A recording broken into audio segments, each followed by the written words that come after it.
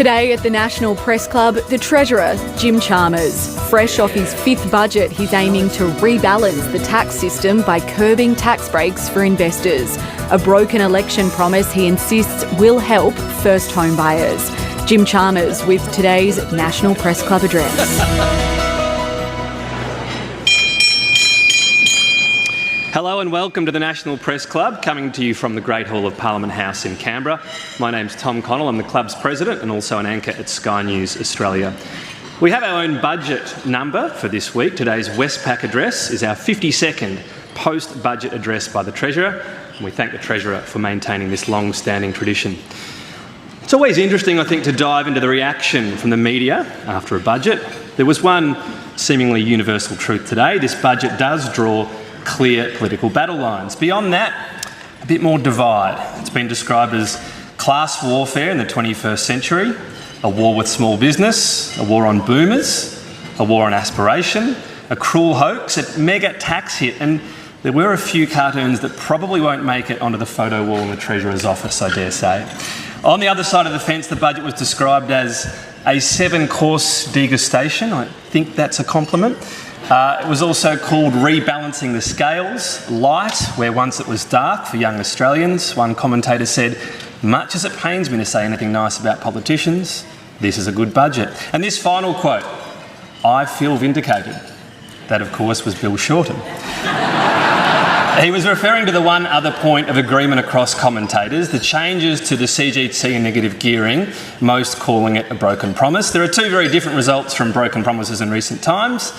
The change to stage 3 of the income tax cuts, after which Labor won 94 seats, but then the carbon tax a little longer ago, which did seem to hound Labor all the way to the ballot box. I remind our members the club will have a podcast of this address on our website today. Now please join me to welcome the Treasurer, Dr. Jim Chalmers.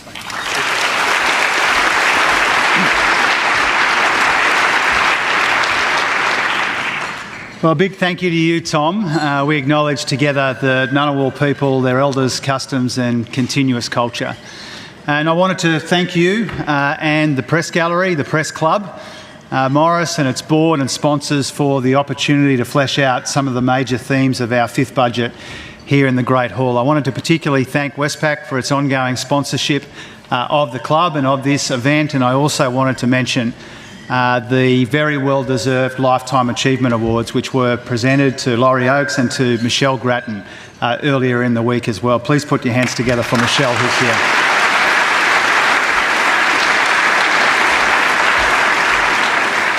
I also wanted to thank the Prime Minister, the Finance Minister, Katie Gallagher, and a whole range of other colleagues for making the time to be here today. I wanted to thank all of you for coming along once again. And I wanted to thank and acknowledge everyone who worked on and informed the decisions and the documents that we released last night, including all of the staff and officials right across the government. I also wanted to single out in particular Laura, who is here again today, and the kids, my mum and John back home, the essential elements of the Charmy Army. It's really hard being any Treasurer's family, not just the long absences, particularly at budget time, but all of the other ups and downs as well. And so I wanted to say how much I appreciate Laura and the family. I also wanted to acknowledge my other family of sorts, my office. My team is led so ably by Claudia Crawford and Glenn Granger, and back home in Logan City by Brenton Hill, who finishes up his long stint with us next month. I wanted to acknowledge them and thank every single member of my team who has been working in some instances 19 and 20 hours a day to put this budget together. Our team is full of the most dedicated, intelligent, well-motivated people, and they are making huge sacrifices for our country because we love it, we believe in it, and we want to make it better. And the same goes for the Treasury colleagues as well. From Jenny Wilkinson, who is here today, I thank you, Jenny, right through the department, her deputies, Damien, Di, Ange, Kat, James and Ben, people like Pip and Jason, the entire tax team, and everyone right throughout the department and right throughout the organisations. Working with them on this one and over the past 4 years has been such a cherished experience, and I want them all to know how much they are appreciated. So if you could please put your hands together for my colleagues.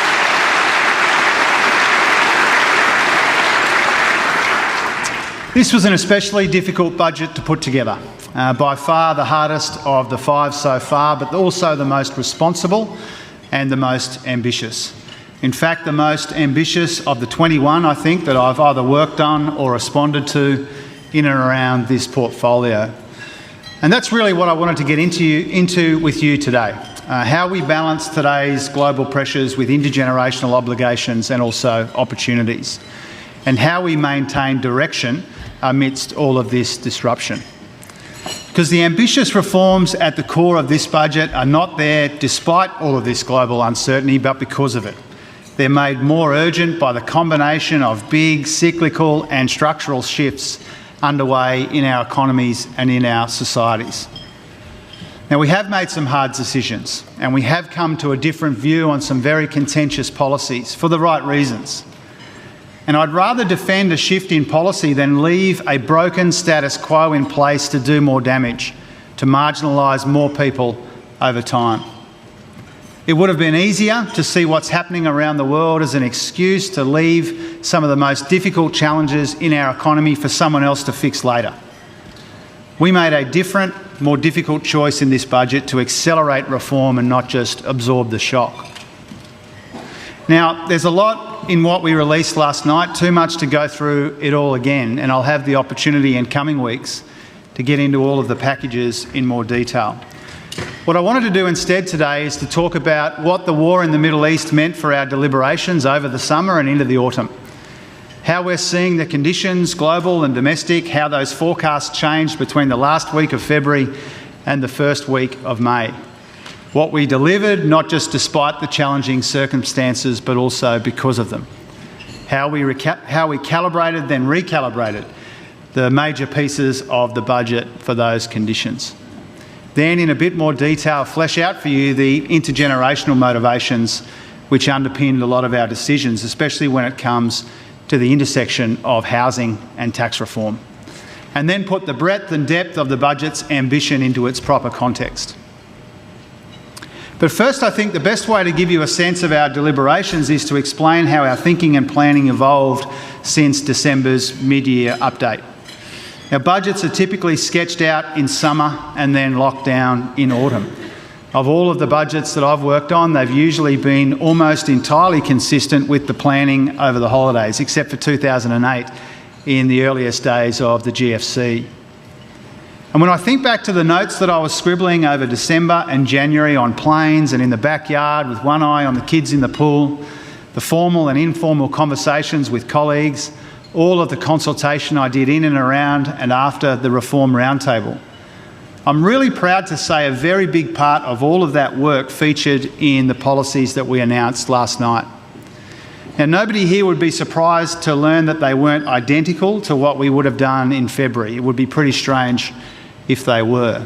But what might surprise you is how much we retained. Now, obviously, the emphasis on fuel security became a much bigger, more important part of the story. Of course it did. The way we thought about cost of living help changed when the fuel tax cut became necessary and we had to find almost $3 billion to fund it. Some good ideas were delayed for more work and for understandable reasons. But the core remained intact and for good reasons as well.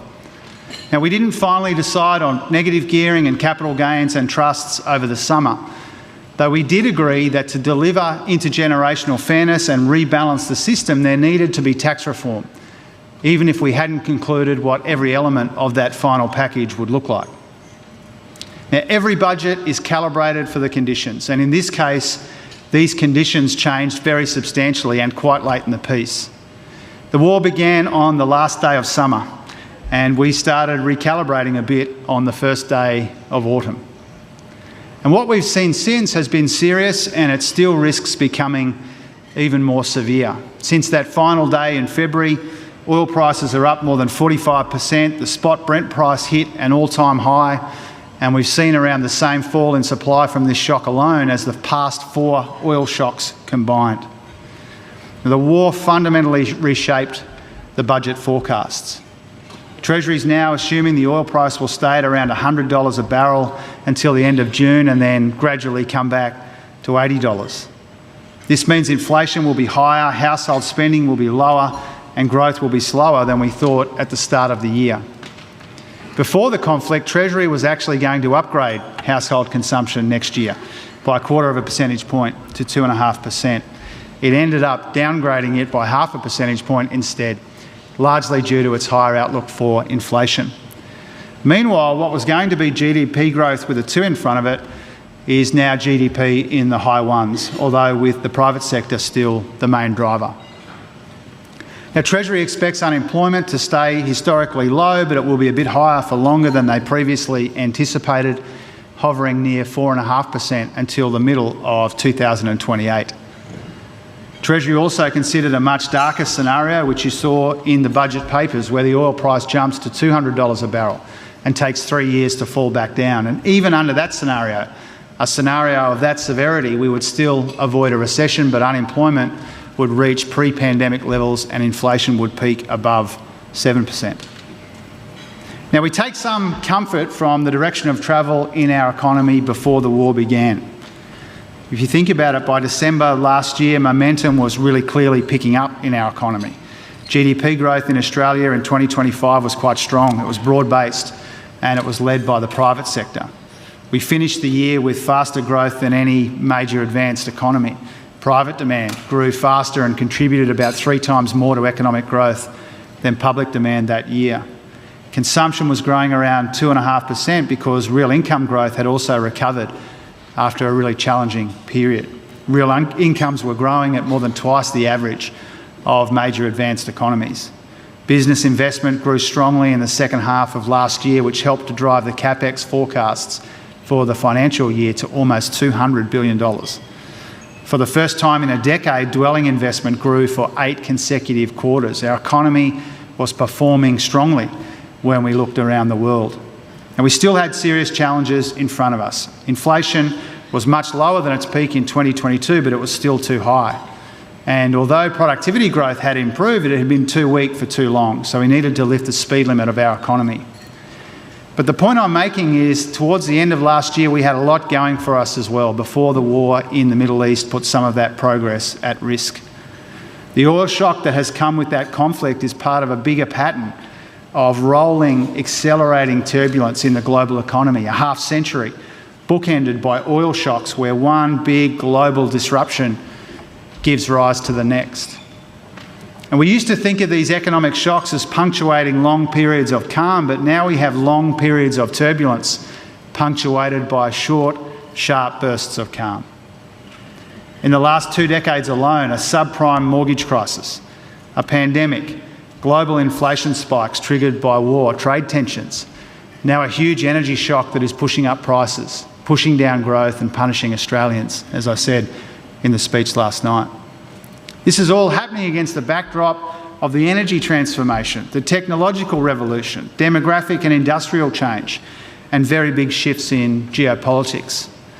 And these big shocks and these big shifts aren't rare anymore. As I said, they're almost routine, but their impacts are still profound. It's no longer possible to separate the cyclical from the structural change, or to deal with one and then deal with the other. If you wait for perfect stability to reform, you'll be waiting forever. This global turbulence is no excuse to roll up into a little ball and hope that it passes quickly. If anything, it's a reason to do more on resilience and more on reform more urgently. And that's the attitude that we adopted here in the budget. Now, the lead up to every budget involves hundreds of hours spent on thousands of individual decisions, because there are always pressures on essential spending. There are always more good ideas and worthy projects than funding available.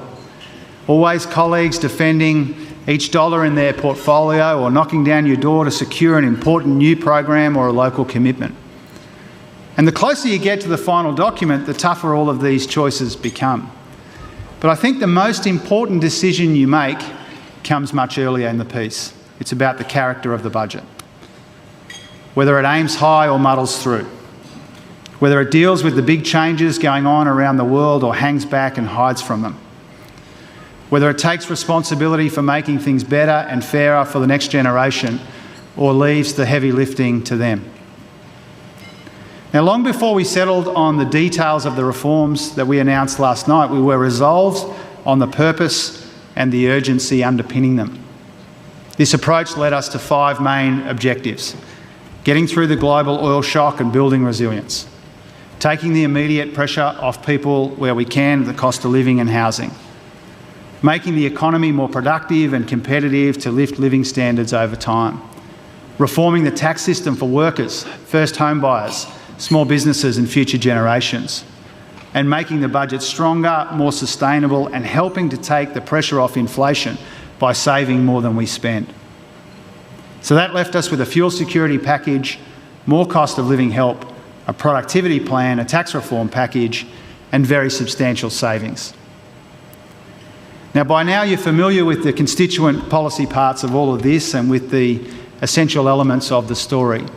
So let me just sum up some of the biggest, most important parts of it in brief.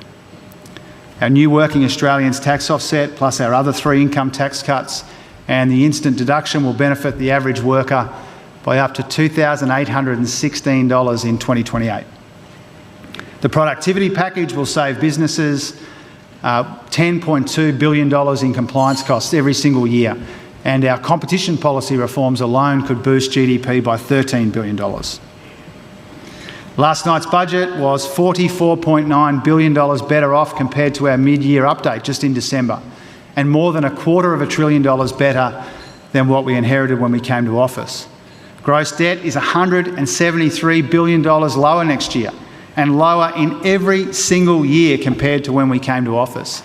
It will peak 9 percentage points of GDP lower as well. It will peak earlier and lower. That means we'll avoid more than $70 billion in interest payments on the debt.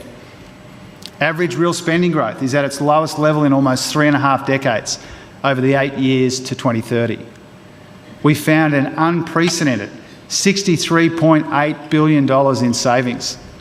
For the first time on record, we've returned every single dollar of revenue upgrades to the bottom line in back-to-back budget updates.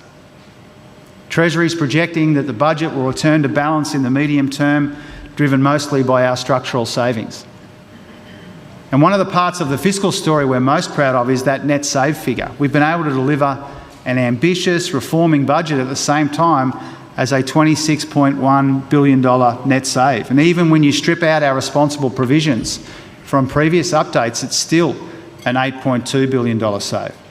This is the second update in a row where the net policy line in the reconciliation table has been positive, and that's only happened 6 times in the past 3 decades. Now, of all the fine balances that we struck last night, perhaps the most essential was between responding to the demands of the here and now while taking seriously our intergenerational obligations. That matters right across the board, but it's absolutely essential to understanding the intersection between the tax reform and the housing packages in the budget. I encourage you to consider this. In the decade to 1999, average house prices and full-time incomes grew at around the same rate. In the decades since then, that link has been broken. House prices have risen by more than 400% since 1999, more than twice as fast as average full-time earnings. Now, since the Howard government introduced the 50% capital gains tax discount at the turn of the century, there's been a big decoupling between housing and incomes. Supply hasn't kept pace with rising demand, but tax settings have also played a role here. Now, this collapse in housing affordability in Australia has disproportionately affected younger Australians. Over those 2 decades, home ownership for people between 25 and 34 has plummeted 7 percentage points. And our long-standing productivity challenge means the generation from born in the 1990s is the first in decades not earning significantly higher incomes than those that came before them. And this is even more striking when you consider we're likely to have just 2.5 working-age Australians for every older one by the 2060s. Now, any objective observer would hear these facts and conclude that the status quo, where our housing and tax systems meet, is unfair and it's unacceptable. As a society, we're expecting too much of these younger working people. It's not just that they're struggling to get into the housing market or that they are the victims of poor productivity growth for far too long, but they'll also inevitably wear a bigger burden over time as our population gets older and demand for government services rises. Now, these are the challenges that our two packages on tax and on housing directly address. They're about making the system fairer for workers, first home buyers and future generations. And that was a major part of the motivation behind our $47 billion housing plan. It's also a big part of the motivation for our first 3 rounds of tax cuts, our changes to make superannuation fairer and more sustainable, and our reforms to make sure companies are paying their fair share of tax. This is just some of the substantial progress that we've already made on housing and tax. But the reforms in this budget go a lot further by starting to rebalance a tax system that favours assets over workers. Concessions like negative gearing and the capital gains tax discount provide generous treatment for income from assets that isn't available for labour income. These policies do little to support new housing supply. In fact, in the past 5 years, more than 80% of investor borrowing has been for existing housing. And the types of property investments that we really need more of, like units and apartments, have actually been worse off on average under the current 50% discount than they would have been under indexation. So it's clear that these concessions have fundamentally distorted our housing market. The current tax arrangements tip the balance against first home buyers, and that's why we're changing them.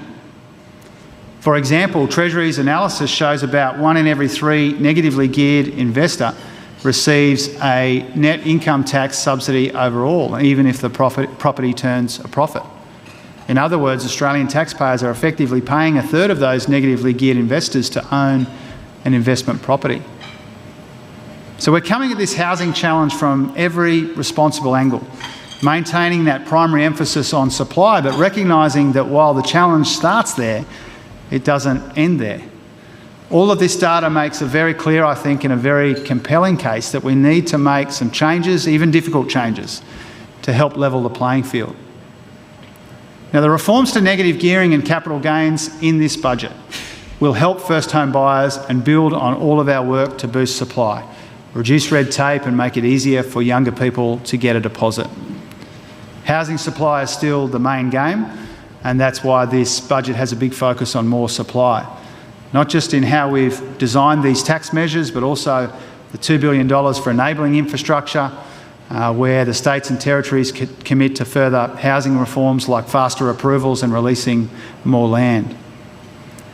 Another way we're taking steps to rebalance the system is by making sure that the tax rates paid on income from assets held in discretionary trusts, as well as future capital gains, are more in line with those paid by the average worker. We're redirecting the revenue from all of these reforms over the next 4 years to provide more tax cuts for working Australians, as well as more support to businesses to drive productivity and investment and innovation. The new Working Australians tax offset and the $1,000 instant tax deduction are actually unique in our tax system because they provide the first broad-based tax relief specifically targeted at working people. By introducing these changes, we're setting up a new architecture that until now has been absent from the Australian system. And this will allow future tax relief and reform to build on these tax cuts and continue the work of rebalancing the tax burden so that it's shared more fairly between assets and labour. This is a down payment to make it easier to provide more support for workers and future generations. This is about tax relief and it's about tax reform, to make our economy work in the interests of more Australians, more businesses and future generations. These changes and this intergenerational focus aren't about putting older and younger people at 10 paces. We recognise and respect the massive contribution that older Australians have made and continue to make to our country and our economy. Many Australians are finding it incredibly difficult to get into the housing market, but that's not the fault of older Australians. It's the fault of governments that haven't taken this housing challenge seriously enough. Now, these changes are about recognising some of these legitimate intergenerational concerns, which are also often shared by older people as well. We don't judge people who've done well. We want more people to do well. So this budget is really the balance point between a post-election year of delivery and the coming year of more ambitious reform. Now, we're not pretending or claiming that one night or one set of numbers means that we've solved every problem in our economy. Of course not. No government will ever do that. But it was a big and serious effort. Easily the most responsible and the most ambitious budget of the 5 that we've put together, with the most savings, the most tax reform, meaningful ways to shift the dial on productivity and consequential policy changes right across the portfolios, and easily the one with the highest degree of difficulty as well. Calibrated and considered as the global economy absorbed one of the biggest, or the biggest, oil shock in history. We know that our decisions will be contested, and that's okay. The reform road has speed bumps and it has twists and turns. We're doing what's necessary, not what's convenient, at a time of extraordinary accelerating change in the world playing out in our economy and in our society. And when you look around the world, from Farage to Farah, the choice this moment presents for parties of government is really clear. We are the last ones standing in the sensible centre of Australian politics, but we aren't standing still. Standing still would make us the reluctant defenders of a status quo that doesn't work. We stand for real change that makes a real difference. Reforms that empower our people to be the beneficiaries of change and not its victims. That's why everything that the world has thrown at us over the past few months has changed the focus of our response, but not the level of our ambition.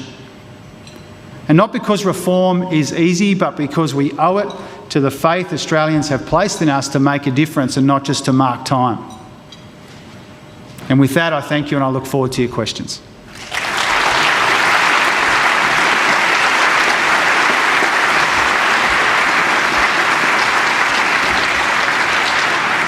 Thank you, Treasurer. Last week, Michelle Bullock said it doesn't take much additional spending to make the job of returning inflation to target more challenging.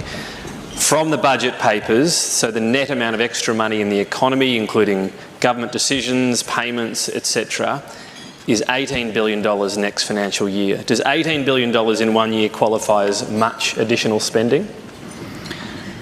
Well, a couple of things about that. I mean, first of all, if you look at that $18 billion figure, Tom, that is mostly variations. So things like the indexation of the pension is part of that number. If you look at the net impact of our decisions, it gets closer to $3 billion.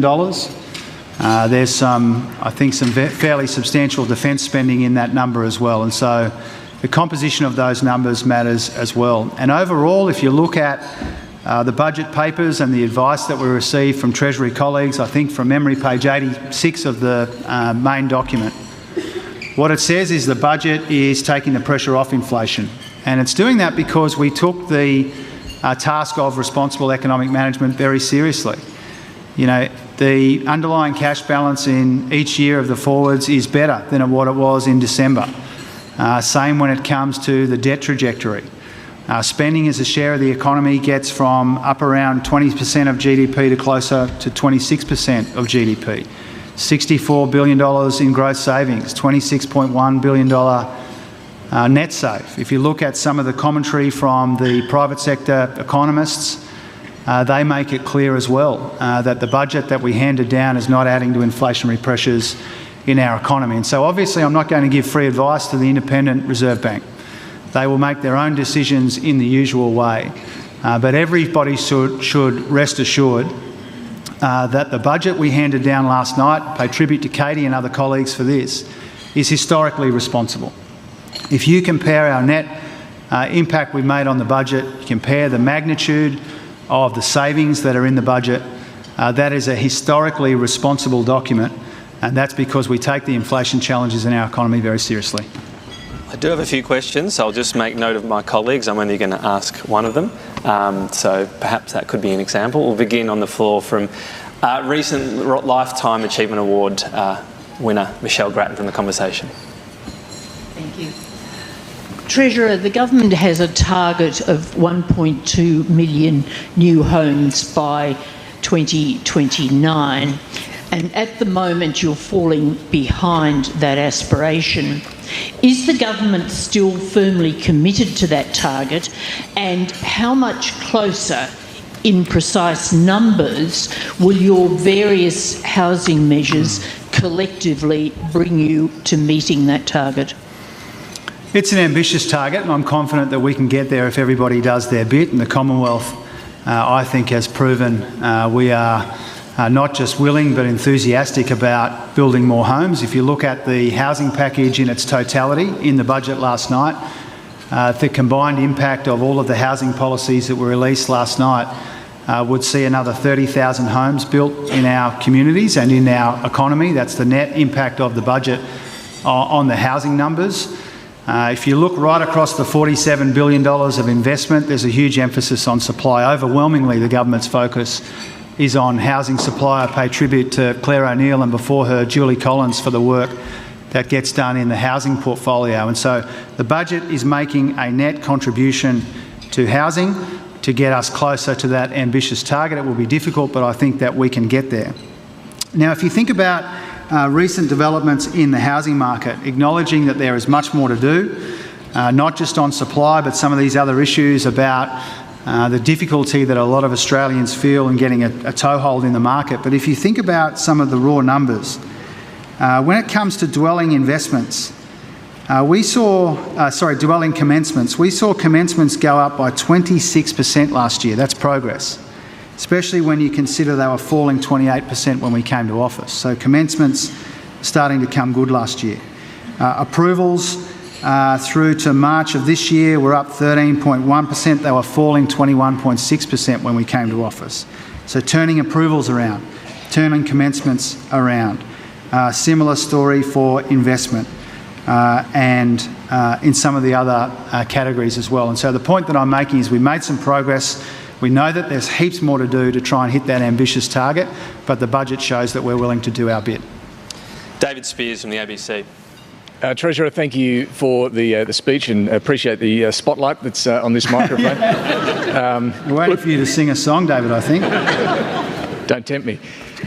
You began the speech by talking about the difficulty of this budget. Can I take you to something that was arguably more difficult? That was taking some of these tax changes to an election. In 2019, you were the Shadow Finance Minister and you talked about some of these tax incentives going to the top end of town, and you were going after that top end of town. You're not using that language now. You're talking more benignly about rebalancing the incentives from income earned from assets to income earned from labour. But I wonder, should those who have built up an asset regard this as the limit of your ambition to go after them, whether you call them the top end of town or not, or should they expect this as the start of more to come? Well, my ambition when it comes to future tax reform is to try and provide more tax relief for working people. That's why I've set up this architecture. That's why we've been very upfront in the budget papers and in interviews since the budget was released in saying that this government's very enthusiastic about returning more bracket creep when it's affordable and responsible to do that. You know, this is a government which has already cut income taxes 5 different ways, and we've only been here 4 years, and so people should take their cues from that. The reform ambition I have into the future is to try and provide more tax relief, to return more of this bracket creep, which you can see in the budget papers. And so we've been upfront about that. The architecture that we set up in recognising that we need to better align the tax paid by workers with the tax paid by people who make their living in other legitimate ways, is we set up this architecture to make that easier on the income tax side for workers. And so I intend to make the most of that at some future point. I suspect that successive governments after us will do that too. Katina Curtis from the West Australian. Thanks, Treasurer. There's about 110,000 first home buyers every year. The changes in the budget, you say, will help about another 75,000 people, but that's over a decade.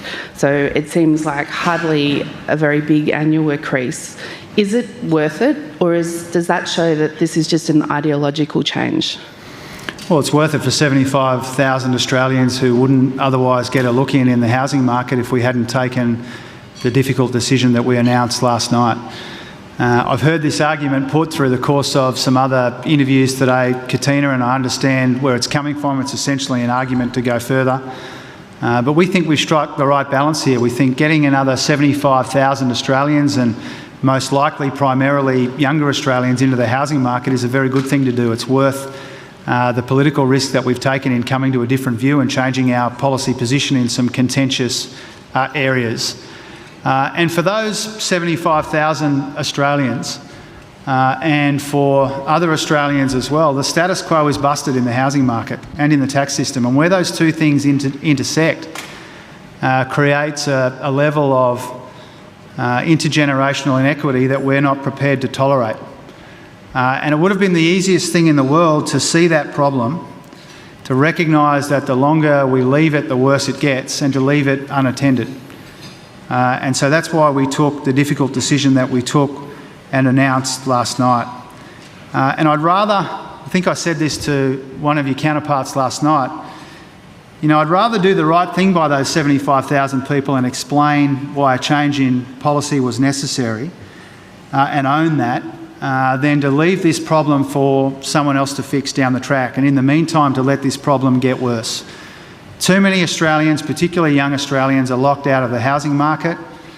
It requires government policy to help rectify that, rebalance that, and that's what motivates us. Next question, Andrew Clennell from Sky News. Afternoon, Treasurer. Hi, Andrew. This budget has a big new tax take of more than $100 billion over 10 years from your new taxes, and according to Treasury's modelling, the policies increase rents and only lower the growth in cost of a median home by 19 grand. On top of this, myself and the older people in the room here can negatively gear now on existing property, but young people can't anymore.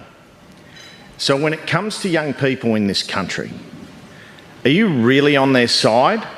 Or, as young people would say, is it all about getting that bread for the taxman?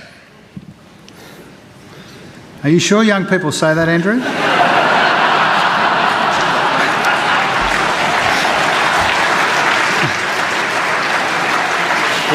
He did actually ask the office and we didn't come up with much. Maybe we're all too old. I texted my son to double check it just before I came up here. Tom reckons you asked around the office. That's true, and they all say it. I think there are three important parts to your question. Let me try and touch on each of them. First of all, the impact of our policy. We've provided the Treasury modelling. Negligible impact on rents. House prices will continue to grow, but more slowly, about 2% more slowly. That's the $19,000 figure that you're rightly referring to. Right across the budget, though, our housing policies will add to supply, and that will put downward pressure on rents. So on impacts, that's the first part of your question. In terms of this issue of are we providing a level of concessionality to older people that is no longer available to younger people, obviously one of the most important counters to that is that if you're a younger person with the means to invest in housing, go for it, just invest in a new home, add to housing supply. We are not ending negative gearing entirely. We're saying if you want to negatively gear in the future, buy a new home, genuinely add to housing supply in this country, and then that will tick a couple of boxes at once. And so young people can avail themselves of that. Now, the third part was your question about the longer term, the tax arrangements into the medium term of the budget. So first of all, everybody needs to understand that over the forward estimates, what we are collecting from negative gearing, capital gains and trust changes is being returned to workers and to businesses in the tax package. The tax package over the forward estimates is broadly neutral. But you're right to say that over the longer period, some of these tax changes will raise a bit more. Now, the thing that I wanted to point out here, the really important point, which is missing in some of the coverage today, is if you look at the chart on page 91 of the budget papers, budget paper 1 last night, we've provided a chart which shows that the very substantial medium-term improvement in the budget is driven by some multiples by our savings decisions, by the good work that Mark and Jenny and others did on the NDIS and some of our other savings. By the end of that 10-year period, 3 times more of the improvement comes from savings rather than tax changes. And that's because the heavy lifting in this budget, the most responsible part of this budget, is being done by savings rather than by tax changes. So to young people... It's still a lot of tax bread, though. To the young people who have the concern that you have raised, we are trying to rebalance the tax system on their behalf. We're providing tax relief 5 different ways to younger people. It's a government which is very enthusiastic about cutting income taxes where we can. Next question, Phil Curry from the AFR. Thanks, Tom. Treasurer. When you remodelled the stage 3 tax cuts in the last term of government, when you undid the legislation you inherited, you introduced the 37% tax bracket and you dropped the income threshold at which the top tax bracket would apply from $200,000 to $190,000. In your speech today and on radio this morning, you've made it quite clear that you envisage future tax relief being delivered via the WATO, so it just focuses on salary earners, not people who earn their taxes from other sources like assets. Are you saying that, as far as you're concerned going forward, that income tax reform in terms of lowering tax brackets is over and the easiest ways to do is just increase the WATO? No, I'm saying it gives us another option. It gives us another piece of architecture if we want to target very specifically future tax relief for working people. We've got the architecture to do that now. This is a new development in our tax system. It's a genuine reform. What it does is effectively lifts the tax-free threshold for people who work for a living. And so it's another option that governments will have, our government and other governments which follow us. They can choose between providing tax relief the usual way, the way that we have 3 times, or via the Working Australians tax offset. And so in creating that architecture, I'm not for 1 second ruling out providing tax relief, income tax relief in the way that we already have 3 times. I think any government would weigh up its options in the future and provide as much income tax relief as it can afford to return some of that bracket creep and provide cost of living relief essentially, primarily for people who work for a living. Thank you. Next question, Anna Henderson from SBS. Thank you, and thank you for your address. Treasurer, why is it that the Treasury has repeatedly underestimated net overseas migration? And given we are seeing those higher figures, can we be confident that the years ahead, the reduction that is forecast is going to be a reality? Well, first of all, it's not the case that Treasury has always underestimated. In fact, I think in the last full year, net overseas migration came in 30,000 people fewer than the Treasury forecast. I'll check that in case I haven't got that quite right, but that's off the top of my head, I think it came in lower last full year than what the Treasury was anticipating. And so there's the usual amount of uncertainty about forecasting a range of numbers in the budget, including that one. What we're seeing this year and next year is more a reflection of fewer people departing Australia rather than another spike in arrivals like we saw, which began before we came to office. And so there is a little bit of volatility in those numbers, but we see volatility in other forecasts as well. It's gone in both directions from memory in the Treasury forecast, and there's a couple of measures in the budget which are about putting downward pressure on that net overseas migration number a bit further. The most important thing for people to remember, including people, not you, Anna, of course, but people who seek to politicise the migration system for the most divisive reasons, is net overseas migration has actually come down 45% from its peak. When we came to office, net overseas migration was surging. We got that down by 45%, back closer to more normal levels. We still expect it to normalise over the course of the next couple of years, but fewer departures are complicating that story. Thank you. Matthew Cranston from The Australian. Treasurer, just to follow on from Phil's question, You've said the architecture of the Watto is an option for returning bracket creep, and you said also the use of the way you've given tax cuts in the past as a way to return bracket creep. Can you rule out indexing any or all of the thresholds as a way to reduce bracket creep? And when I mean indexation, it's a permanent fixture. And you're a big fan of looking at the trust reform. That's been your thing. Is there much of a difference between a non-refundable credit and a franking credit? Well, on your first question, when it comes to returning bracket creep, as I said to Phil, and I think in the speech and in on other occasions, we're enthusiastic about returning bracket creep. We've now done it both ways. We've done it by cutting rates and thresholds, and we've done it by providing this other architecture. We haven't been exploring the option of indexation. There are good reasons, I think, for governments to decide the appropriate level of tax relief to return as much bracket creep as they can when they can afford to do that. If you look at one of the consistent themes throughout the life of this government, it's cutting income taxes for working people. We've only been here 4 years and we've done it 5 times in, well, really 3 different ways. The usual way, the instant deduction, and now the working Australian tax offset. And so all of those options are available to our government and to future governments.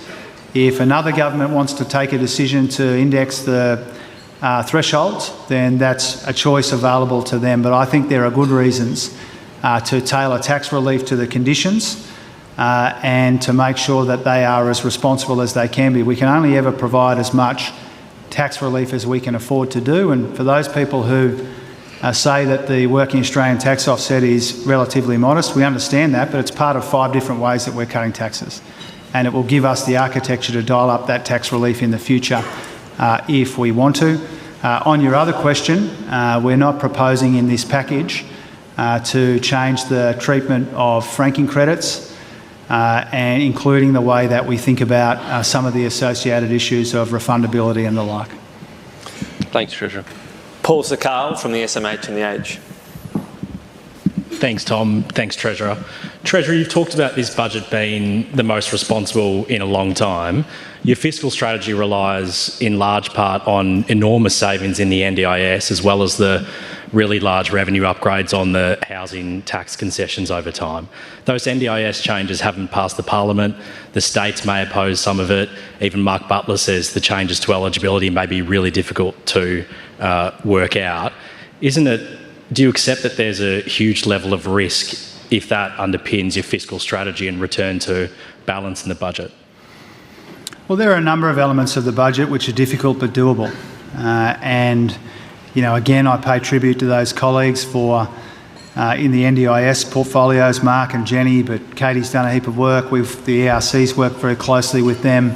Probably the issue that came back and forth to the ERC the most over the course of the last 12 months or so. And that's a really important reform in the budget. It's not just a saving, it kind of diminishes it to describe it in that form. It's really a very, very key reform in social and economic policy, and it will pay dividends. Now, I understand that there is a level of trepidation amongst the commentators because what we've seen in the NDIS in the past has exceeded the original expectations that we had for it. So I understand that. And we're very cautious about changes that we make to the NDIS. But our motivation there is really clear. And we're trying to save the thing from itself. It was growing too fast. It would have consumed itself. Some future government with different motivations to ours would have been tempted to, end or effectively ruin the scheme. And so as big supporters of the NDIS, we took very seriously our responsibility to it. And I understand that there are big numbers associated with it because the costs were blowing out so substantially. I understand that it will take a lot of work, and not just at the Commonwealth level, to make sure that the numbers that we've accounted for in the budget come to fruition, but I'm confident that we can. Patrick Commons from The Guardian. Thanks, Treasurer. I think going back a little bit to Katina's question earlier, and you spoke about a broken status quo, and we know that housing is very much at the heart of that. Would grandfathering the changes to CGT and negative gearing, totally grandfathering them, would that have delivered a bigger improvement in housing affordability now? And if so, why did your government not pursue that option? Well, I think like every difficult policy area, you're looking to strike a series of fine and correct balances, and we think we have in the tax package. We respect and recognise decisions that people have taken in the past, and so it is essentially a prospective set of tax reforms that we are proposing. So respecting and recognising investments is one of the principles that we tried to stick to. Now, of course, there will be some people who argue that we should do more, that we shouldn't provide transitional arrangements. There were some, obviously, who wanted to defend every element of the existing arrangements, but we think we've found the right way through here. We've balanced respecting and recognising those former investments at the same time as we're changing the system for the future, so that we continue to provide a discount in the CGT system, but calculated in a way that minimises some of these other distortions. What I tried to say in the speech and what I've tried to say over the course of the last couple of days is the change that was made in 1999 introduced, I think, a very serious distortion in the tax system flowing through to how people think about investment in this country. And if you look at, there's a 2-decade period in there, in the last quarter of a century, there's 2 decades that we looked at, where on average what we saw was the CGT arrangements were overcompensating people piling into the existing housing market and undercompensating people investing in shares or units or in other investment categories. And so we're trying to fix that distortion, but we're trying to do it in a way that smooths out and minimises the market disruptions and recognises that a whole bunch of people made a whole series of decisions based on the old arrangements. You spoke about the generations in your speech and not being a war between them and wanting younger people to be able to sort of catch up on opportunities. What about people, perhaps Gen X, millennials, who are going to try to go down the same path their parents did? Are you unapologetic that it's going to be harder for Australians to get ahead financially from now on? Well, I wouldn't agree that that's the conclusion. I mean, first of all, we are the party of aspiration, and if younger people have got the means and the inclination to invest in housing, they can continue to negatively gear a new property. That option is still available to them. But, I think this question of aspiration is really a very important one. One of the big differences between the political parties is the different way that we view aspiration. Our opponents have got this kind of narrow, backward-looking view about aspiration. They see aspiration as the exclusive preserve of people who are already doing well. They're about fewer people doing well, and we're about more people doing well, and that's the difference. And that applies to different levels of income, that applies to different generations as well. Aspiration is something that every Australian should feel entitled to, and for too long in this country, I think younger people in particular have felt disconnected, disregarded, disrespected, particularly in the housing market. The way that our housing market and our tax system intersects has created this sense that aspiration is something that we admire in the past, but not aspiration that people can feel entitled to in the future. And so that is underpinning all of this. That's really one of the big things that's driving us. There's nothing aspirational about stacking the deck against younger Australians. There's nothing aspirational about knowing that the housing market and the tax system are intersecting to shut a whole generation of Australians out of the dream of home ownership and leaving that undisturbed or unattended to. So this is an aspirational package, an aspirational government, an aspirational country. But we can't have a situation endure where we say to a smaller and smaller group of people, you're entitled to aspiration, but this bigger and bigger group over here is not. Mark Riley from the Seven Network. Thanks, Tom. Treasurer, I just want to take a broader look at your decision to change negative gearing in CGT and the implications that has on your government and the complexion of your government. The reasons you've given today is that the young generations are locked out of the housing market. That was apparent abundantly before the last election, so abundantly, in the Prime Minister's words, we asked him and you and others at least 50 times whether you were going to change these tax arrangements, and you said no. A lot of people were compelled to vote for the Albanese government in 2022 and again in 2025 because of that promise of openness and accountability and integrity. You will be a different government. These are people who heard never ever a GST. They heard there will be no carbon tax. They heard no cuts to the ABC, no cuts to the SBS. And then they heard an opposition say, we're going to be different. Won't those voters wake up this morning and say, you're not different. You've just proved you're just another lying government? Look, to be frank with you, Mark, we expect that charge will be levelled at us. It's not unexpected. And to the extent that we have changed our position on these policy areas, it's not especially unfair for people to point out that the position that we put last night in the budget is different to the position that we held and expressed 12 months ago. The comments that we made in the last election reflected our position at the time, which was that we thought we could do enough in the housing market to focus overwhelmingly on supply and with the 5% deposits. And it's become increasingly clear to us that in addition to doing all of that work, that we needed to take on this status quo, which is locking people out of the housing market, and make some difficult changes. We know that that brings with it political controversy. We expect the view that you just put in your question, Mark, to be put to us. We obviously knew when we took this difficult decision that people who didn't want to engage on the substance of this issue will engage on the politics of this issue. So we knew that. I think the worst thing would be to do, the easier thing to do, would be to leave things as they are and understand that the longer we leave things, the worse they get. And so my view, and I know that some people will have a different view, but it would have been easier but wrong to leave these arrangements in place for longer and leave it to someone else to fix them. And it is my view, increasingly my view, and I think I'd be very surprised if people here didn't share this view, that there is a growing sense and accelerating sense in our society and societies like ours around the world that there is a huge risk of people feeling disconnected and disregarded when it comes to our economy.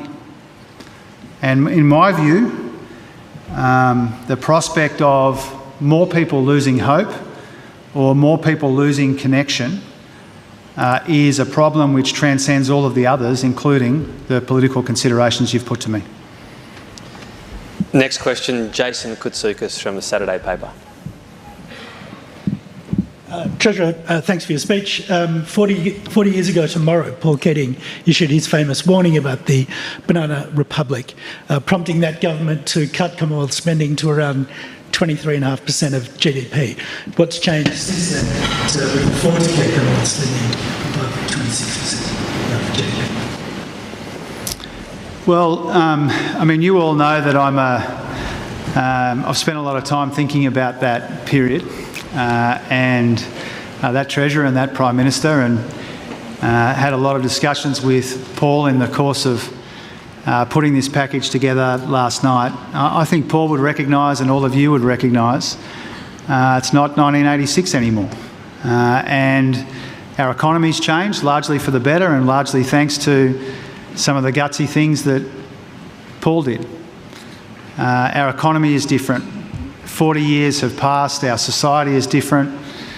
The demographic makeup of our country is different. And so some of the pressures on our budget that Katie and I spend a lot of time grappling with, you know, the pressures around ageing, the pressures around caring for people with a disability, the big defence investments that Richard leads with Pat, all of these things are putting additional pressure on the budget. One of the things that I'm proud of and confident about in the budget last night is that we have taken these challenges of big long-term spending pressures more seriously than our predecessors did. And even if you think about that measure of spending as a share of the economy, even though it's changed over time as some of those pressures have intensified, we've still got a situation where spending as a share of the economy under our predecessors was up around a third of the economy, and we know there are reasons for that. But it was up around a third of the economy. We got it down under a quarter.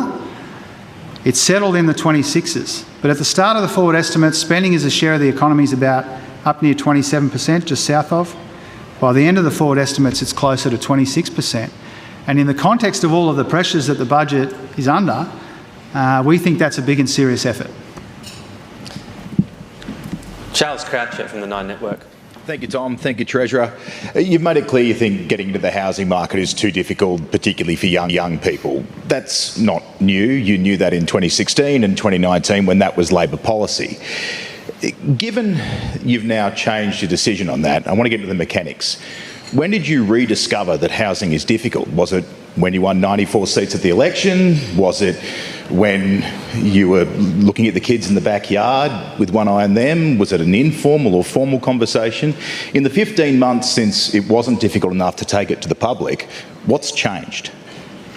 Well, I think some of these challenges have intensified. And as I said in responding to some of those earlier questions, the position that we took to the election reflected our almost singular focus on supply. Our focus in the housing package last night is still supply, but it's expanded to include some new measures on youth homelessness, for example. Was there a moment that brought that on? Yep, coming to it, Charles. And so those pressures have intensified. And as I said before, I think in response to Mark's question and other questions, the choice that we had was whether to let that continue and get worse or to do something about it and take the political risk to change our position. Now, on the timing of all that, these decisions were taken by the Expenditure Review Committee of the Cabinet relatively late in the process, either towards the end of April or perhaps the beginning of May, but in the last few weeks we changed our position. Over the summer, I was thinking about tax reforms. I was thinking about business tax reforms. I was engaging with probably a number of people in this room about business tax in and around the reform roundtable that we hosted in the second half of last year. We were thinking about tax reforms. We knew that there were a series of challenges in our economy, inflation, productivity, some of these other challenges. So we were thinking about tax reform over the summer. There wasn't a moment where we flicked the switch into considering some of these sorts of issues, but the decision was taken relatively recently to change our policy. Jessica Wang from News Corp. Thank you, Treasurer. Jessica Wang from the Daily Telegraph. Given that buying into shares has become a method of investing for younger Australians who are struggling to get into the housing market, in some cases they use micro investment platforms or buy directly off the ASX, what is your response to a young Australian who has observed that Labor has made it significantly harder to build their wealth and in some cases save for a housing deposit while older Australians remain unaffected? Well, what we're doing is removing the distortion in the capital gains tax system. And as I said before in a response to an earlier question, if you look at a couple of decades of averages, what we've seen is that shares have been undercompensated for in the old system. What we're trying to fix here is this big distortion introduced in 1999. And what that distortion meant was more and more people getting into buying established homes rather than getting into the share market.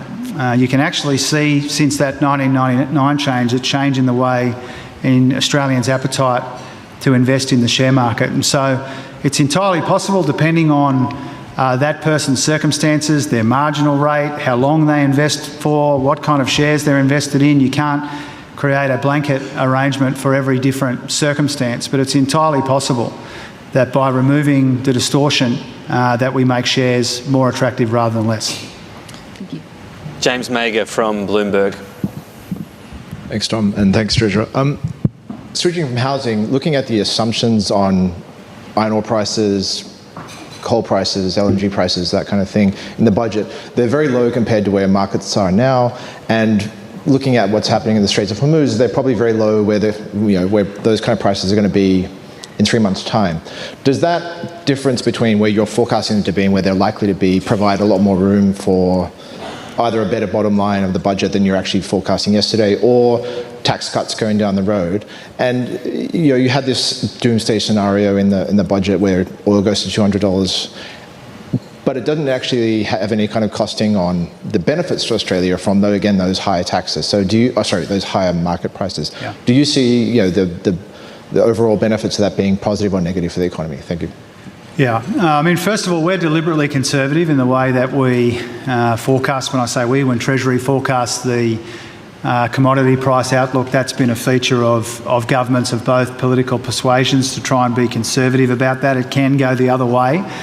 And so we try and be as responsible as we can, and sometimes that means being as conservative, maintaining that sense of conservatism when it comes to those sorts of forecasts. We take a price in those markets, bulk commodity markets, and it typically trails away to a agreed endpoint over a period of time, over a number of quarters. And so we haven't made big changes to that. We made a minor change in iron ore not that long ago. We made a minor change, I think, in gold not that long ago. But overwhelmingly, we've tried to maintain the same kind of arrangements that successive governments have used to be conservative about that. In terms of the impact of what we're seeing in the Middle East on commodity prices flowing through to the budget, I think the revenue upgrade ex-GST was, $34.5 billion in the budget. About $9.5 billion of that was from the conflict. And so relatively modest numbers in terms of the impact of what we're seeing in the Middle East. That doesn't take into consideration, of course, some of the downside as well. It's a net figure, but it doesn't take into account all of the downside. So a long way of saying deliberately conservative. The revenue upgrade from what we're seeing in the Middle East is not anywhere near what some people were anticipating. And also don't forget that there's a year in the budget where we've actually had to downgrade our revenue, and that's because of the impact of the conflict, the lingering impact of the conflict on growth and jobs. Coming up to time, you'll make Joseph stay if you can squeeze him in. What do you think? Beg your pardon? You'll make Joseph stay if we can squeeze him in? Yeah, let's go. Mr. Treasurer. Yeah, sure. I think we've covered housing a fair bit, so we might just shift to something else. So AUKUS, the budget confirmed that the Australian Submarine Agency budget it blew out by 33%. I think it's grown to about $512 million. So over the next 4 years, the cost of the nuclear submarine program has grown by an additional $431 million.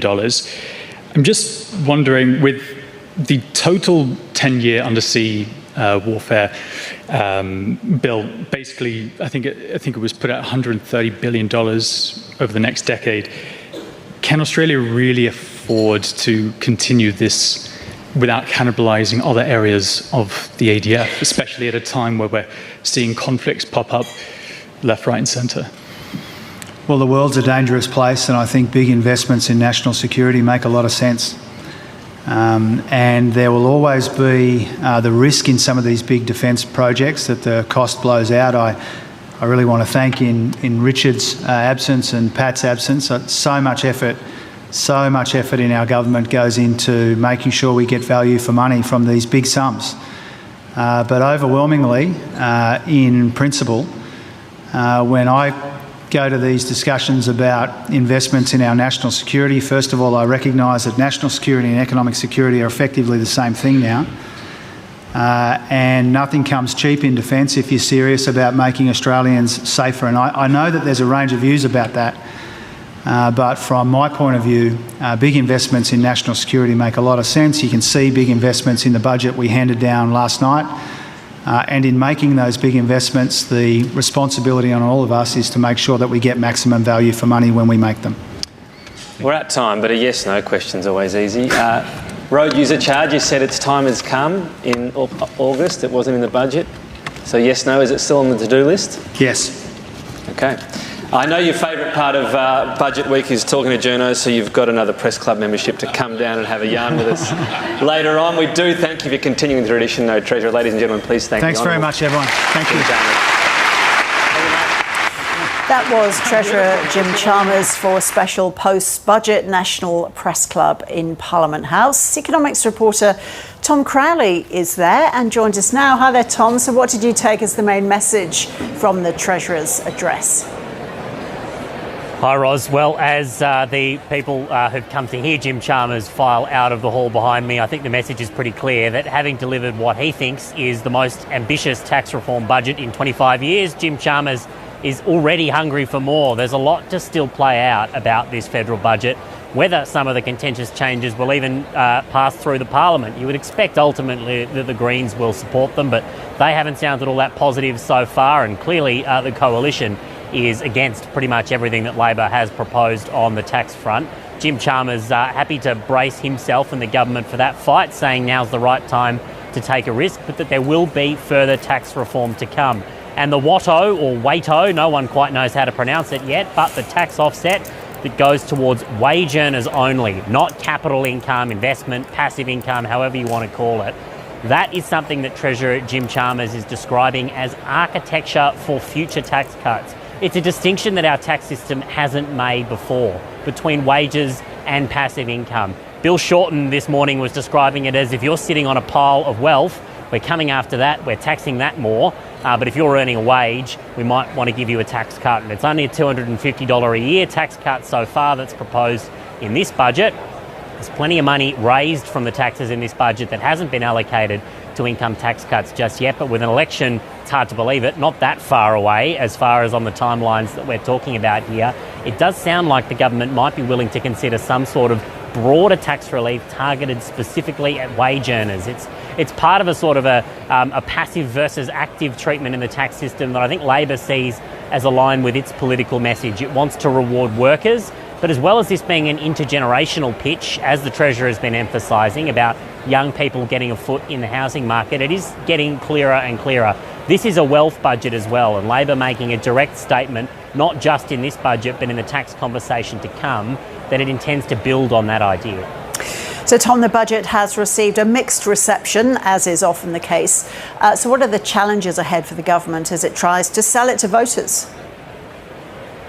Well, I mentioned the parliamentary challenges a moment ago, but it's really the sales job with the public that's the most important one. And the first task there is to convince them that this is something that was worth breaking a promise for. Exactly as you'd expect, Treasurer Jim Chalmers got a lot of questions there about that question of fractured trust. This is the second time that the Albanese government has broken a significant promise on tax in the middle of a term. The last time on the stage 3 tax cuts, they kind of got away with it. There were a lot of questions about a broken promise early on, but ultimately they were able, they feel, to win the argument that the changes were worth doing, and at that point people didn't mind all that much. But you only have to go back to the carbon tax under the last Labor government, and what a kind of a challenge that became for Julia Gillard at that time. The promise that she made that there would be no carbon tax under the government that she led, that haunted Labor all the way to an election that they ultimately lost. Which one of these, which way will this go, remains to be seen. That's the first threshold question. The second one is countering some scepticism about exactly how much this does for the generation gap. There was a question there about young people and the question of whether they're just trying to get their bread and the tax man is going to take the money away from them. Some cynicism about whether changes that leave the past in the past are in fact just pulling the ladder up for the young people and the older people of tomorrow who can't access the same tax breaks that maybe baby boomers have been able to access in the past. So some cynicism there, a pretty thorny political argument to come on that wealth dimension that I mentioned as well. A lot of it's going to come down to what Angus Taylor and Tim Wilson offer in their budget reply. There's a lot of suggestion that they might offer some broader income tax cuts of their own. Presumably they have to outline exactly how they're going to pay for that, but you can bet that after a terrible result in the Farrer by-election, Angus Taylor will see this as a bit of a do or die moment. So the eyes now turn, as they always do in budget week, to the opposition leader's reply. We know that Bill Shorten is an opposition leader. When the Abbott government made a really controversial budget in 2014, it was the budget reply speech that he really used to build himself up as an opposition leader in the eyes of the public. Of course, he never won an election, but Angus Taylor will see a potentially controversial budget as his chance to do the same. Jim Chalmers has done the last big centrepiece of his sales job. We'll have question time at 2 p.m. and we'll get to see a little bit more of how the parliamentary dynamics are going to play out on this, Ros. OK, Tom, thank you.